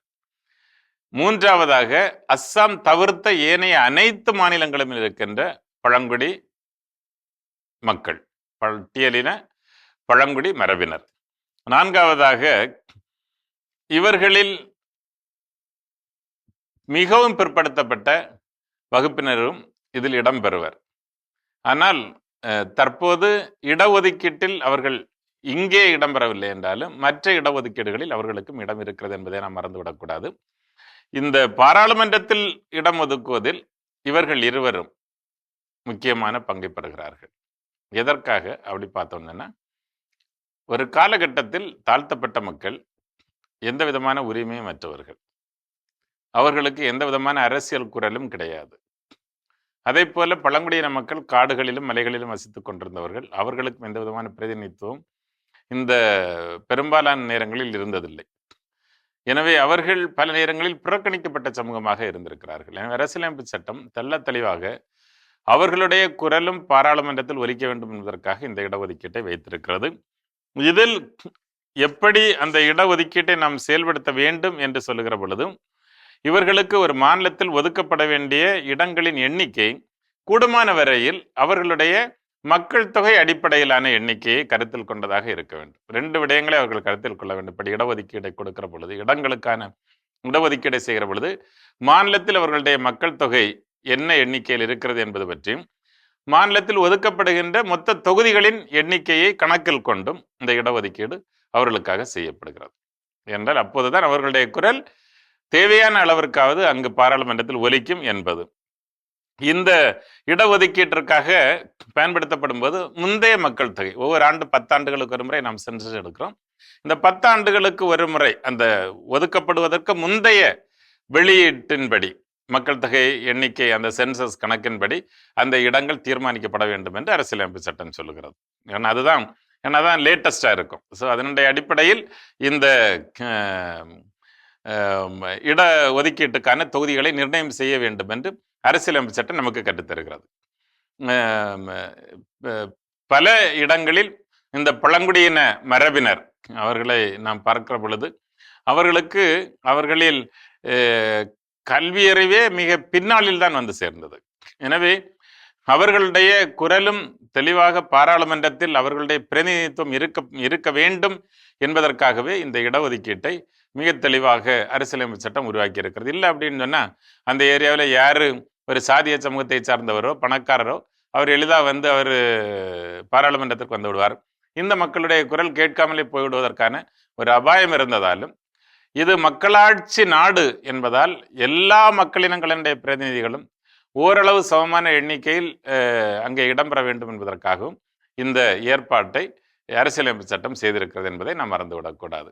எனவே அஸ்ஸாமில் தன்னாட்சி பெற்ற மாவட்டங்களிலே இருக்கின்ற பழங்குடியின மரபினர், மற்ற மாநிலங்களில் இருக்கின்ற பழங்குடி மரபினர் மற்றும் பட்டியலின மக்கள், தாழ்த்தப்பட்ட மக்கள், இவர்களுக்கான இடஒதுக்கீட்டை தெள்ள தெளிவாக அரசியலமைப்பு சட்டம் கொடுத்திருப்பதை நாம் பார்க்கிறோம். இது பின்னாளில் பல முறைகளில் சட்ட திருத்தத்தின் வழியாக, அமெண்ட்மெண்ட் வழியாக எண்ணிக்கையை கூட்டுவதாக இருக்கலாம். இதில் பல்வேறு சிறப்பு அம்சங்கள் புகுத்தப்பட்டுள்ளன என்பதை நாம் மறந்துவிடக்கூடாது. ஆகவே ஒரு சமமற்ற ஒரு சமூகத்தில் சமத்துவத்தை உருவாக்குவதற்காக அரசியலமைப்பு சட்டம் இவ்வளவு ஏற்பாடுகளை செய்து வைத்திருக்கிறது என்பதை நாம் மறந்துவிடக்கூடாது. ஆனால் இவையெல்லாம் வெறுமனே பாராளுமன்றத்தில் அவர்கள் பேசுவதாலோ செயல்படுவதாலோ உருவாகி விடுவதல்ல. மாறாக சமத்துவம் என்பது எல்லோரும் பொருளாதார ரீதியாக தன்னிறைவு பெற்றவர்களாக, சமூக ரீதியாக ஓரளவு அங்கீகாரம் பெற்றவர்களாக, அரசியல் ரீதியாக ஓரளவு அதிகாரம் பெற்றவர்களாக மாறுகிற பொழுதுதான் இந்த சமத்துவம் நிலைபெறும். அதற்காக நாம் அனைவரும் இணைந்து உழைக்க வேண்டும் அன்போடு அழைக்கிறேன். நன்றி, வணக்கம். அருமையான இந்தியராகிய நாம் பகுதி பார்த்துட்டோம். அதோட எனக்கு நம்ம பேசிட்டு இருக்கிறோம் கடவுள் வணக்கம் நிகழ்ச்சியில். நாம் நோ சொல்லணும், கான்ஃபிடென்ட்டாக சொல்லணும், அது எப்படி சொல்றது, அதுக்கு என்னென்னலாம் ப்ராக்டிஸ் பண்ணிக்கணும்னு பேசிட்டு இருக்கோம். அதில் அடுத்தது என்ன சொல்றாங்க? கண்டிப்பாக ஒரு சில அலுவலகத்தில் வந்து பார்த்தீங்கன்னா இந்த வேலை நம்ம இருந்தால் தான் நடக்கும், நம்ம இல்லைனாலும் நடக்கும் அப்படின்னு சொல்லிட்டு இருக்கோம் இல்லையா? ஸோ அந்த மாதிரி ஒரு நேரத்தில் நம்மளை மட்டும் தான் இப்போ கால் பண்ணி கூப்பிட்டுட்டே இருக்காங்க, இல்லை நீங்கள் மட்டும் தான் இதை செய்யணும், வாங்க வாங்க அப்படின்னு சொல்லிட்டு கூப்பிட்றாங்க அப்படின்னா நம்மளும் ரிப்பீட்டடாக அந்த இடத்துல நோ அப்படின்னு சொல்கிறத கற்றுக்கணும். கண்டிப்பாக சொல்லுங்கள். சில ஸ்கூல்ஸில் வேலை பார்க்கக்கூடிய ஃப்ரெண்ட்ஸு சொல்லுவாங்க, மே மாதம் இருக்கும், எங்கடா என்ன இன்னைக்கு அப்படின்னா, இல்லடா ஸ்கூலுக்கு வர சொல்லியிருக்காங்க, ஒரு 10 நாள் ஸ்கூலில் ஒர்க் இருக்குது போகணும். ஸ்டூடெண்ட்ஸ் தான் இருக்க மாட்டாங்களாடா, நீங்கள் யார்கிட்ட போய் கிளாஸ் எடுக்க போகிறீங்க? இல்லைடா, என்ன இருந்தாலும் போய் அங்கே சும்மாவாச்சும் உட்காந்து என்ன பண்ணணும், அந்த நோட்ஸ் ஆஃப் லெசன் அடுத்த அகாடமிக் இருக்கு என்னெல்லாம் இதெல்லாம் ப்ரிப்பேர் பண்ண என்ன பண்ணுவாங்க சொல்லுவாங்க. அது நீ ஸ்கூலில் போய் தான் ப்ரிப்பேர் பண்ணணும்னு அவசியமே இல்லையாடா, நீ வீட்டில் இருந்தே கூட என்ன பண்ணிக்கலாம், ப்ரிப்பேர் பண்ணிக்கலாமே. இல்லை வர சொல்லியிருக்கிறாங்க, போய் ஆக வேண்டிய சூழல் அப்படின்னு சொல்லலாம். ஸோ அப்போ என்ன அப்படின்னா, இதெல்லாம் திரும்ப திரும்ப கூப்பிட்டு ஒரு கட்டத்தில் இவங்களே வெறுத்து போய் சரி நான் போகிறேன் அப்படிங்கிற மைண்ட் செட்டில் தான் இவங்க என்ன பண்ணுறது, போகக்கூடிய விஷயங்களும் நடக்குது. இப்போ என்ன அப்படின்னா, நோ ஒரு வேளை சொல்லணும் அப்படின்னா திரும்ப அதில் நம்ம அதில் ஸ்டாண்டில் உறுதியாக என்ன பண்ணணும், இருக்கணும். ஒரு கட்டத்தில் ஒரு 3-4 தடவை கேட்குறாங்க, நம்மளே வெறுத்து போய் சரி வாரம் அப்படின்னு நம்ம சொல்ல பழகிட்டோம் அப்படின்னா, அடுத்து திரும்ப அதே மாதிரி 3-4 தடவை என்ன பண்ணுவாங்க, கேட்பாங்க, நம்மளும் என்ன பண்ணுவோம் போக. அப்புறம் ஒரு கட்டத்தில் முதல் தடவை கேட்கும்போது நம்ம என்ன பண்ணுவோம், கஷ்டமாக இருந்தாலும் போக தொடங்கி விடுவோம். நம்ம மாதா தொலைக்காட்சியில் ஃபாதர் ஆல்பர்ட் யாருமே என்ன பண்ணியிருக்க மாட்டோம், மறந்துருக்க மாட்டோம், புன்னகை மன்னன் அப்படின்னு சொன்னோம் ஃபாதர் ஆல்பர்ட். ஸோ அந்த ஃபாதர் ஆல்பர்ட் ஏதாவது ஒரு விஷயத்தை போய் நம்ம சொன்னோம்னா அவர் ஒரு ஸ்டாண்டில் கரெக்டாக ஸ்டெடியாக நின்னார்னா கடைசி வரைக்கும் என்ன பண்ணுவார், ஸ்டெடியாக நிற்பார். நம்ம அதுக்கு எக்ஸ்பிளைன் பண்ணி இதை செய்ய முடியாது, இதெல்லாம் பண்ண முடியாது அப்படின்னு பார்த்தோம், சரிக்கண்ணா செஞ்சிருக்கண்ணா இத்தனை நாள் அப்படி முடிச்சு அதை தான் அவர் வந்து அந்த ஸ்டாண்டில் வந்து பண்ணுவோம், உறுதிப்பட நிற்பார். ஸோ அதில் வந்து பின்வாங்கவே மாட்டார். அப்போ அந்த நோ மீன்ஸ் அந்த நோல கடைசி வரைக்கும் உறுதியாக நிற்க வேண்டும். அதை நாம் கற்றுக்கொள்ள வேண்டும். கற்றுக்கொள்ளலாம். தொடர்ந்து பேசலாம். இப்போ அடுத்த பகுதி பார்க்கலாம்.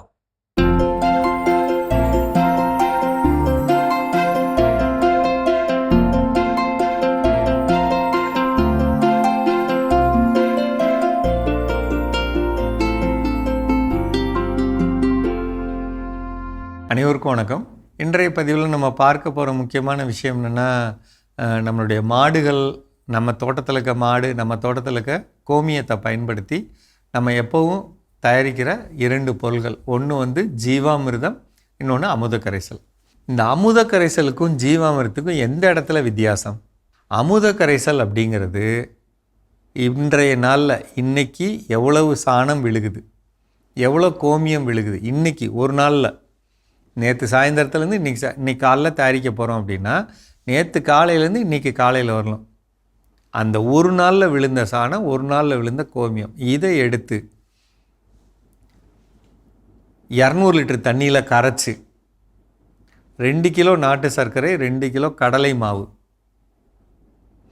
இது கலந்து குறைந்தபட்சம் 5 நாள் வச்சிருந்து நொதிக்க விட்டு, அது பார்த்திங்கன்னா டெய்லி கலக்க காலையிலோட சாயந்தரோட அப்படி கலக்கிறப்ப முட்டை மாதிரி வெடிக்கும், குடுன்னு சத்தம் கேட்கும்.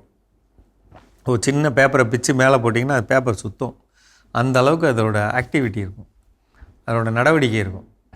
5 நாள் அந்த திரவத்தை நம்ம நிலத்தில் போட்டோம்னா, எந்த நிலத்துக்கு இதை பயன்படுத்தணும்?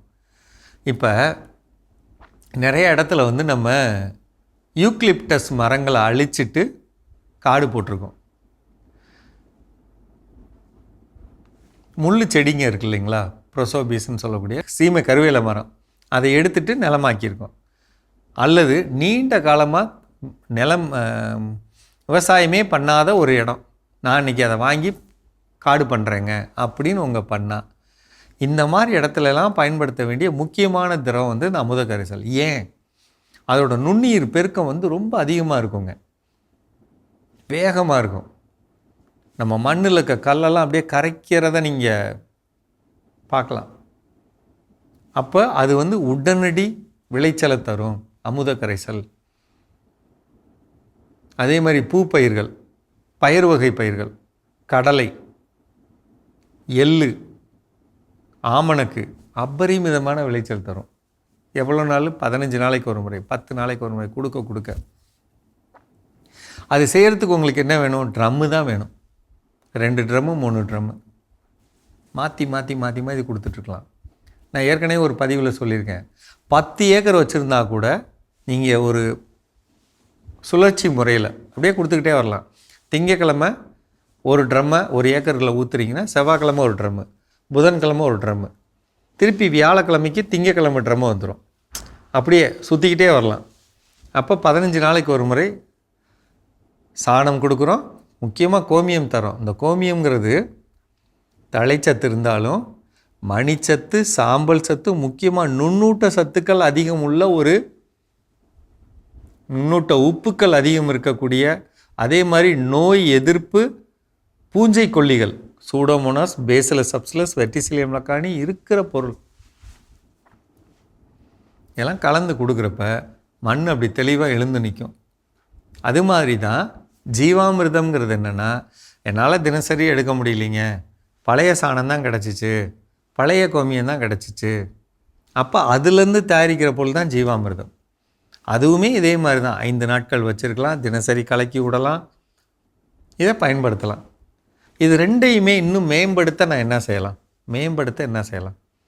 இது கூட பக்கத்தில் இருக்க அக்ரி ஆஃபீஸ்லேருந்து பாஸ்வோ பாக்டீரியா மணிச்சத்துக்காக, பொட்டாஷ் பாக்டீரியா சாம்பல் சத்துக்காக இதை கலந்து வச்சுருந்து போடலாம். கடலை புண்ணாக்கு அல்லது எள்ளு புண்ணாக்கு அல்லது தேங்காய் புண்ணாக்கு மணிச்சத்துக்காக, சாம்பல் சத்துக்காக இதை கலந்துக்கலாம். இந்த கலந்த திரவத்தோட எருக்கு இலை கரைசல் இருக்கா, கலந்துக்கலாம். மீனமிலம் கலந்துக்கலாம், பஞ்சகாவியாக கலந்துக்கலாம், கலந்து தெளிக்கலாம், கலந்து தரைவலி கொடுக்கலாம். செய்யலாங்களா? செஞ்சு பாருங்கள், வித்தியாசம் தெரியும். மீண்டும் சந்திப்போம். சிறப்பான பகுதி உழவும் உயர்வும் நம்ம பார்த்துட்டோம். நோ எப்படி சொல்ல வேண்டும், அது எப்படி கற்றுக்கொள்ள வேண்டும், அடுத்ததாக நம்ம என்ன செய்யலாம்? ஸோ அடுத்ததான் நோ சொல்கிறதுக்கு என்ன கற்றுக்கொள்ள வேண்டும், என்ன செய்யணும் அப்படின்னு பார்த்தீங்கன்னா, முதல் நம்மளுடைய ப்ரையாரிட்டிஸ் என்ன, நம்மளுடைய டாஸ்க் என்ன, நம்மளுடைய ஒர்க் என்னங்கிறதெல்லாம் மைண்டில் வச்சிருக்கிறது ரொம்ப ரொம்ப முக்கியம். எப்போ நம்ம ஏற்கனவே சொல்லியிருக்கிறோம், ஒரு ஆன்சர் ஆமாம் இல்லைன்னு சொல்கிறதுக்கு கூட ஒரு செகண்ட் பாஸ் விட்டு யோசித்து சொல்லணும். அப்போ அந்த நேரத்தில் என்னென்ன டாஸ்க்லாம் எனக்கு ஒருவேளை எனக்கு மைண்டில் அப்படி ஞாபகம் வர மாட்டேங்கிங்க, பாஸ் விட்டு நான் அப்படி யோசிச்சாலும் எனக்கு ஞாபகம் வர மாட்டேங்குது, நான் ஆமான்னு சொன்னதுக்கப்புறம் தான் எனக்கு என்ன ஆகுது ஞாபகத்துக்கு வரும். அதே நாளில் நான் வேறு ஒரு வேலைக்கு என்ன பண்ணியிருக்கிறேன், ஓகேன்னு சொல்லி வச்சிருக்கிறேன். ஸோ இப்போ இது வேறு என்ன ஆகி போச்சு அப்படின்னு பிரச்சனை இருக்குன்னா, அது என்ன ஒரு நோட்டில் போட்டு என்ன பண்ணுங்கள், ஒரு ஈவெண்ட் பிளானர் அப்படின்னு இருக்கும் இல்லையா, அந்த மாதிரியான ஒரு கேலண்டர் டைரி வாங்கி, ஸோ அதில் இந்த மாதத்தில் இந்த நாளில் என்னென்ன வேலைகள் இருக்குது அப்படிங்கிறத நோட் பண்ணி வச்சுட்டோன்னா ஓகே. ஒருத்தர் மோஸ்ட்லி நம்மளோட பிஷப்ஸ் ஃபாதர் சிங்கம் பிஷப்டா வந்து ஆண்டவரே இந்த மாதிரி ஷூட்டுக்கு டேட் வேணும் ஆண்டவரே பாருங்க அப்படின்னா உடனே டக்குன்னு அவரோட மொபைல் எடுப்பார், அந்த கேலண்டரில் எல்லாத்தையும் பார்ப்பார். அவர் எல்லா விஷயத்தையும் அப்டேட்டாக வச்சிருப்பார். ஸோ அந்த மாதத்தில் எங்கே ட்ராவல் பண்ணி எங்கே போகிறேன், எங்கே ரெட்ரீட் கொடுக்க போகிறேன், அந்த ரெட்ரீட்டுக்கு எத்தனாம் தேதி போவேன், எப்போ வருவேன், எல்லாமே வச்சிருப்பார். வச்சுட்டு இந்த நாள் நான் ஃப்ரீயாக இருக்கிறேன்டாக்கண்ணா, இந்த நாளில் உங்களுக்கு எந்த நாள் வேணுமோ நீங்கள் சொல்லுங்கள், நீங்கள் இங்கே என்னைக்கு ஃப்ரீயாக இருப்பீங்க சொல்லுங்கள் அப்படிம்பார். அப்போ அதை கொண்டு இங்கே கிராஸ் செக் பண்ணி அப்படி தான். ஸோ அப்போ அந்த பிளான் ரொம்ப ரொம்ப முக்கியம். ஏன்னா நான் ஆமாம் வாரேன் அப்படின்னு சொல்லிட்டா அதில் ரொம்ப, ஏன்னா அதில் பலர் அதில் என்ன பண்ணியிருப்பாங்க, தொடர்பு நம்ம ஒரு வேலைக்கு சரி நான் செய்கிறேன் வாரேன் அப்படின்னு சொல்லிட்டா அன்றைக்கி அந்த ஆஃபீஸ்க்கு வர வேண்டிய பியூனை ஒவ்வொருத்தரையும் என்னை சப்போர்ட் பண்ணக்கூடிய எல்லா ஸ்டாஃப்ஸும் என்ன பண்ணியிருப்பாங்க, வர வச்சிருப்பாங்க. கடைசி அவங்க எல்லாம் வந்துட்டு நாம வரலன்னா அவங்களுக்கு என்ன ஆயிரும், வெறுப்பாயிரும். என்னடா நாம வந்திருக்கிறோம், இவர் என்ன பண்ணலாம், வரவே இல்லை. ஸோ அப்போ அந்த வேலைகளை நம்ம மைண்டில் வச்சுருக்கிறது ரொம்ப ரொம்ப முக்கியமாக. நீங்கள் சொன்ன மாதிரி கடைசி நேரத்தில் போய் நோ சொல்கிறத விட இந்த மாதிரி ஃபஸ்ட்டே நம்ம வந்து எல்லாத்தையும் அலசி ஆராய்ஞ்சிட்டு அதுக்கப்புறம் எஸ் சொல்லாமா நோ சொல்லாமான்றது தான் புத்திசாலித்தனம். தொடர்ந்து பேசலாமே, பார்த்த பகுதி பார்க்கலாம்.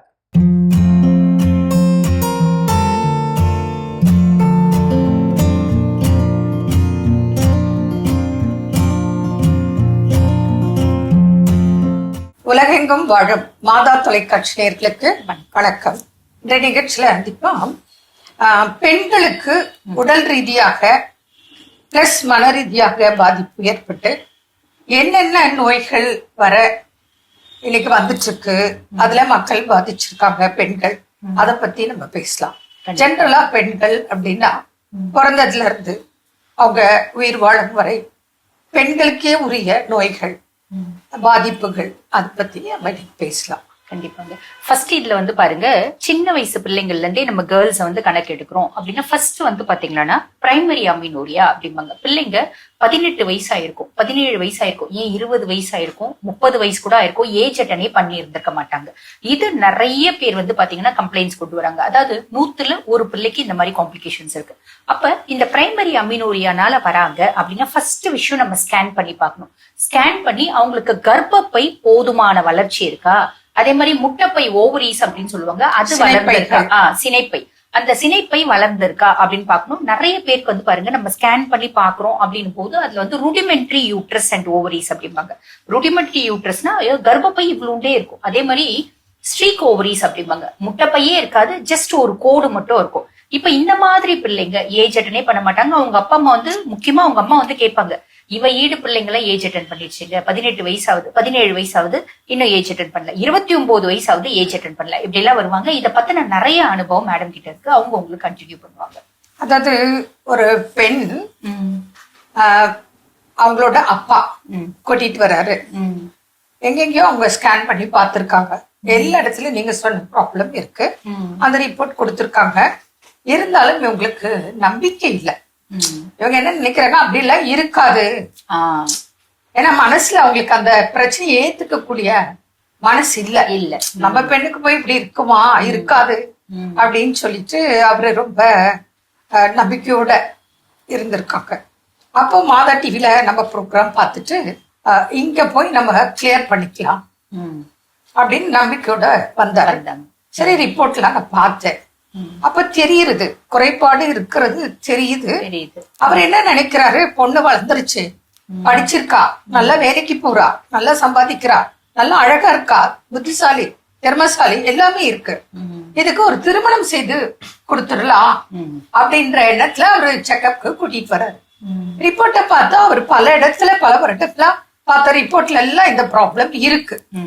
அப்ப நான் பார்த்தேன், இதை நம்ம சொன்னா ஏத்துக்கிற மனநிலையே அவருக்கு இல்லாதனாலதான் திருப்பி அகைன் செக் பண்ணணும், பார்க்கணும் அப்படின்ற நம்பிக்கையோட வந்திருக்காரு.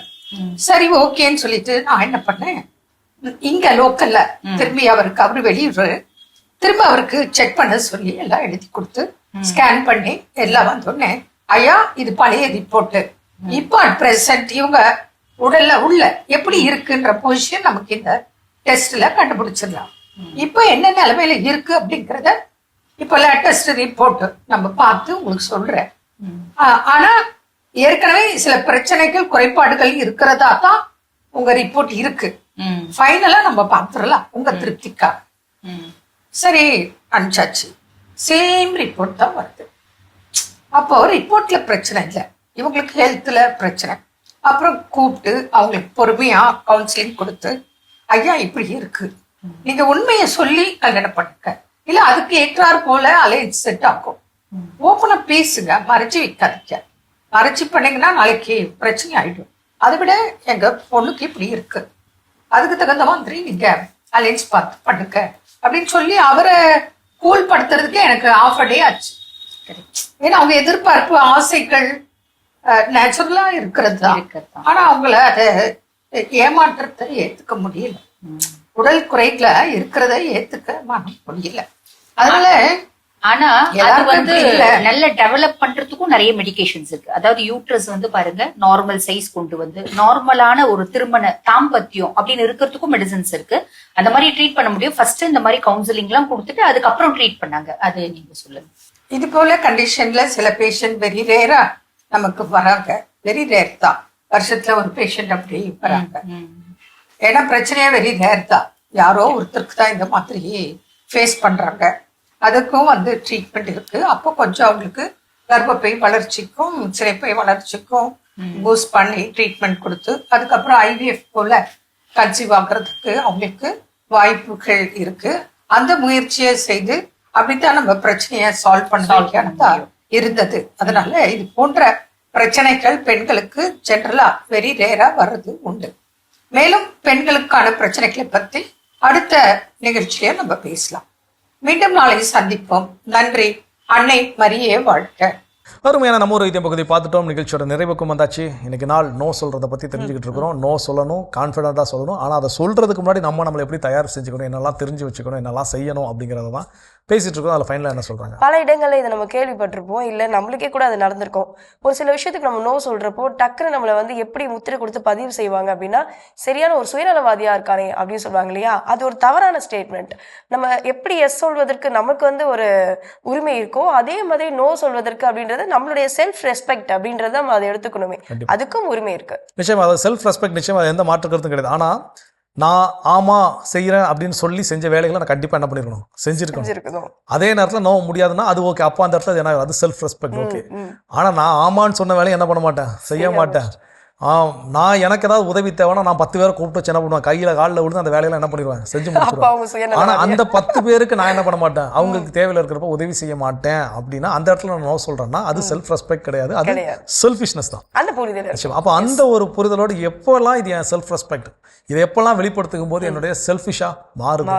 அப்போ அந்த ரெண்டையும் நான் உணர்ந்து இந்த நோ சொல்ல கற்றுக்கொள்ள வேண்டும். ஏன்னா நோ சொல்றது செல்ஃப் ரெஸ்பெக்ட் அப்படிங்கிறத நம்ம எடுத்துக்கிட்டோம். அந்த பாயிண்ட் ஆஃப் வியூனா நம்ம பல நேரங்கள் அந்த சுயநலத்தை மறைக்கிறதுக்கு என்ன பண்ணுவோம், இது செல்ஃபிஷ் கிடையாது, இது செல்ஃப் ரெஸ்பெக்ட் அப்படின்னு நம்மளே என்ன பண்ணுவோம், மாற்றிக்குவோம். ஸோ இப்போ அந்த மாதிரி இருக்கக்கூடாது. அந்த ரெண்டுக்குமான வேறுபாடை புரிந்து நோ சொல்ல கற்றுக்கொள்ள வேண்டும். சிறப்பான நாள் இன்னைக்கு கற்றுக்கொண்ட பாடத்தோடு மகிழ்ச்சியோடு இன்னைக்கு யாரெல்லாம் திருமண நாள் பிறந்த நாள் கொண்டாடுறாங்கிறத பார்க்கலாம்.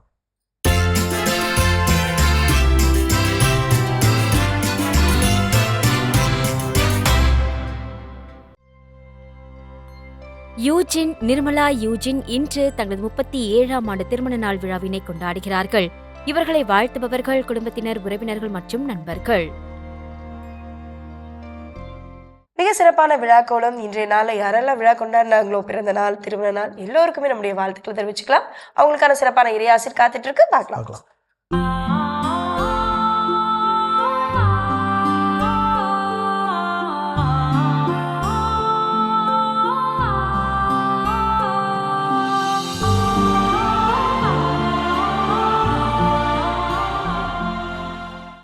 மாதா தொலைக்காட்சி பார்த்து கொண்டிருக்கும் அன்பர்கள் அனைவரையும் இறைவன் நிறைவாக ஆசி அளிப்பாராக.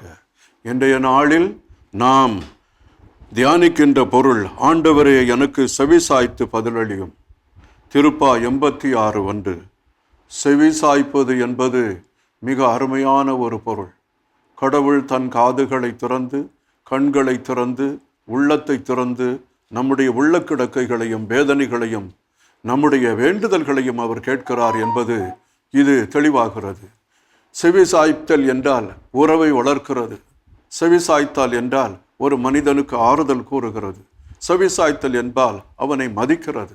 செவிசாய்த்தல் என்றால் அந்த மனிதனுடைய உள்ளக்கிடக்கைகள் எல்லாவற்றையும் அறிந்து அவனுக்கு தேவையான ஆறுதலையும் நன்மையையும் செய்வது. ஆண்டவர் அப்படிப்பட்டவர் என்று விவிலியம் கூறுகிறது.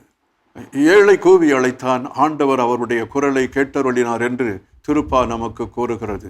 ஆண்டவர் எப்பொழுதுமே மழலைகளின் குரலை கேட்டுக்கொண்டிருக்கிறார்.